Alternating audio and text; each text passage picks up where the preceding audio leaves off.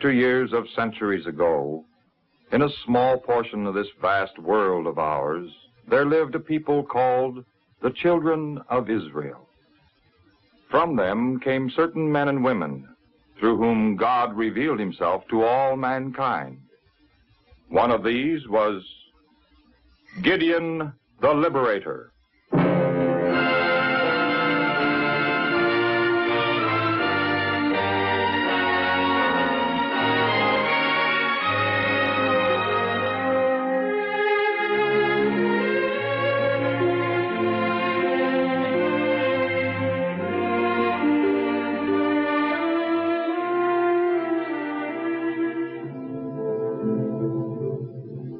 God had given the people of Israel the land of Canaan, as he had promised.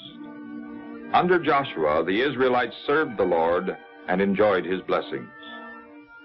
But as time went on, they made friends with the heathen tribes of Canaan and began to worship their idols. Chief among these was Baal, and the more the Israelites bowed down to the idol, the more trouble came upon them. Midianites, a fierce desert people from the countries southeast of Israel, invaded the land, robbing and destroying, taking away even the crops and animals, so that nothing was left for the people to eat. Many of the Israelites fled to the mountains and lived in caves like frightened animals. In their trouble, the Israelites remembered God and again cried to him for help. Then the Lord Jehovah sent a prophet to remind the people that they had brought all this trouble upon themselves. Thus said the Lord, the God of Israel, I led you up from Egypt and brought you out of the place where you were slaves. I freed you from the Egyptians and from all your enemies, and I drove out the people ahead of you and gave you their land. And I said to you, I am the Lord your God. Do not worship the gods of the Amorites in whose country you are living. But you have not obeyed the Lord. The Israelites knew that the prophet had spoken the truth, and many of them were sorry and repented for the way they had broken God's commandment by worshiping the idols of the Amorites. Then God, in his mercy, planned to send someone to deliver them.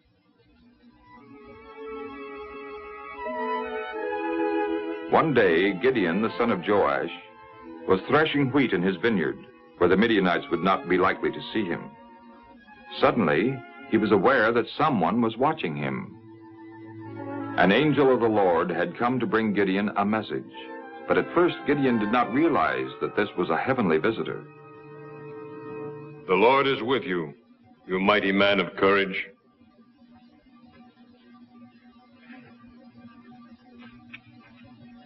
If the Lord is really with us, why then has all this happened to us? And what has become of the wondrous deeds of which our fathers told us when they said, did not the Lord bring us up from Egypt? For now the Lord has forsaken us and given us into the hand of the Midianites.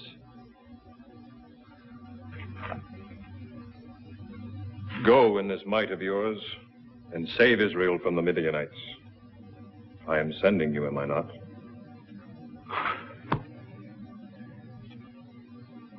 Lord, how can I save Israel? My clan is the weakest in Manasseh, and I am the least important in my family.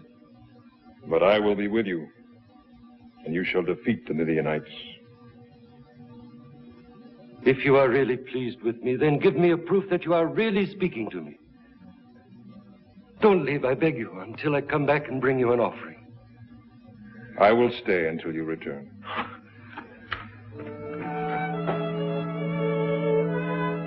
When Gideon returned with gifts of bread, meat, and broth, the angel of the Lord told him to place the bread and meat on a rock and pour the broth over them.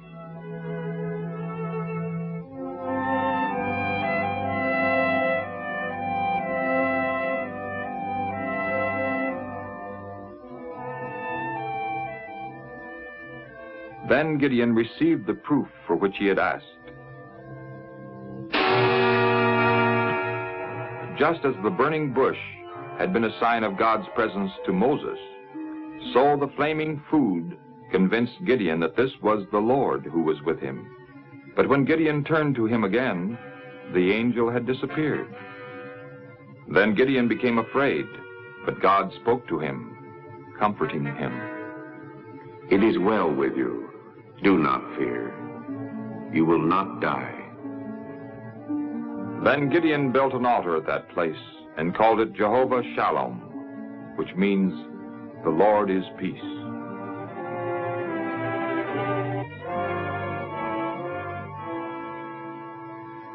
That same night, God spoke to Gideon again, commanding him to tear down the altar of Baal, which was on his father's land, and there to build another altar where the people might worship the Lord.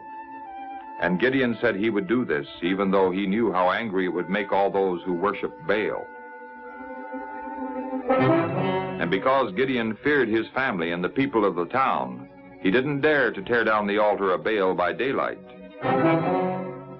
But one night, with the help of 10 loyal servants, Gideon tore down the altar of Baal and built an altar to the Lord.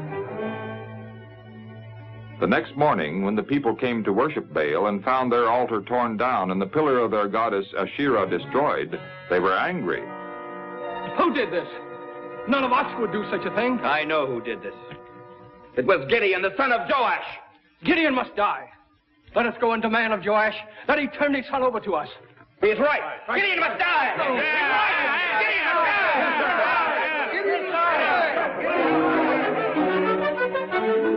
So the worshippers of Baal hurried to Joash and demanded that he bring Gideon out to them, that they might kill him. But as Joash listened, he realized that Gideon had done what was right, and he spoke against Baal in defense of Gideon. Are you fighting for Baal? Are you going to save him? Whoever fights for Baal, let him be put to death. If Baal is a god, let him fight for himself, because his altar has been torn down. The worshippers of Baal realized that Joash's words were true. If the God they served were really God, wouldn't he have punished Gideon himself? So they began to have doubts about the power of Baal, and they no longer tried to punish Gideon. This left Gideon free to carry out God's plan, that he should lead Israel to victory over her enemies.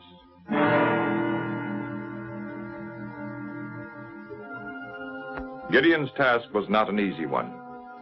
A large army of Midianites had crossed the Jordan and were camping in the valley of Jezreel. Moreover, the Amalekites and other tribes from the east had joined forces with them, so that Israel's defeat appeared certain. But filled with the Spirit of the Lord, Gideon sent messengers throughout Israel to call the soldiers together. And while he waited for them, Gideon asked God for another proof that he was the man who should save Israel from the Midianites.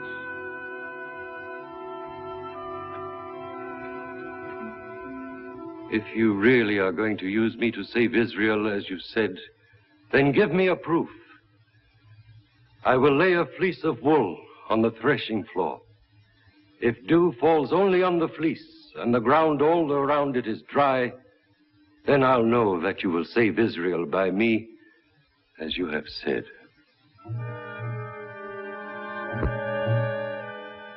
The next morning, Gideon hurried to the threshing floor where he had spread the wool fleece. To his surprise, the ground around the fleece was perfectly dry.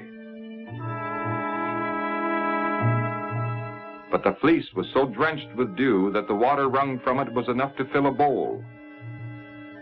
Then Gideon asked God for still another proof. Don't be angry with me, O Lord, if I ask for one more thing. Please let me make another test with the fleece. Let it be dry only on the fleece, and let there be dew all over the ground. The next morning, Gideon again hurried to the fleece.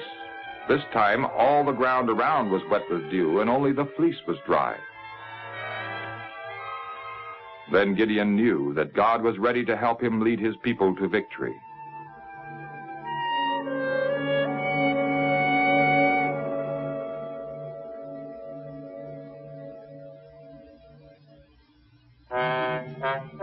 The Israelites must have been confident that Gideon was acting under God's direction, for 32,000 men answered the call to arms.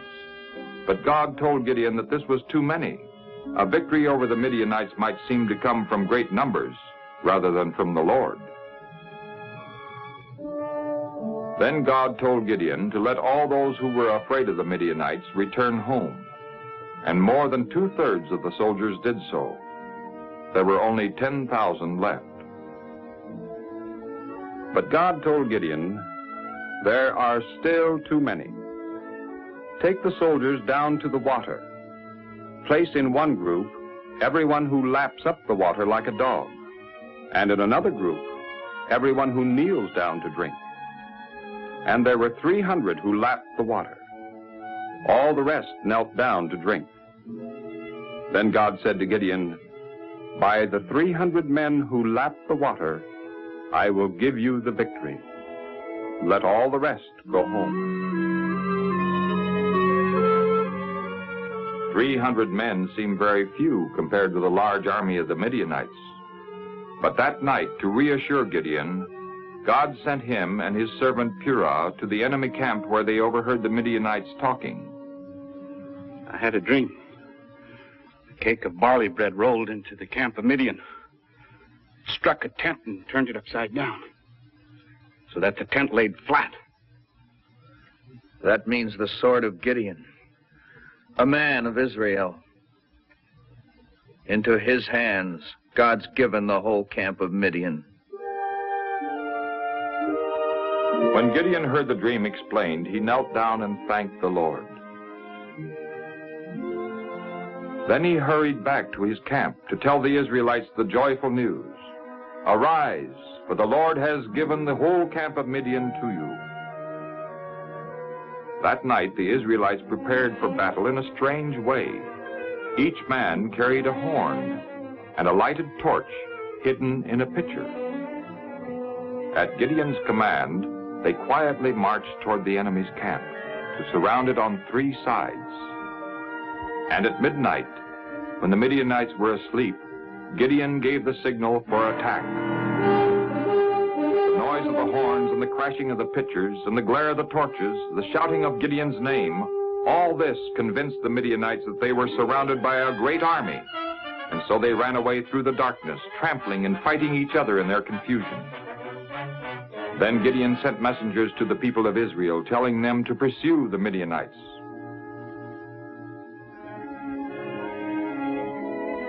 And so Gideon and his people won a great victory, and once more, peace came to Israel.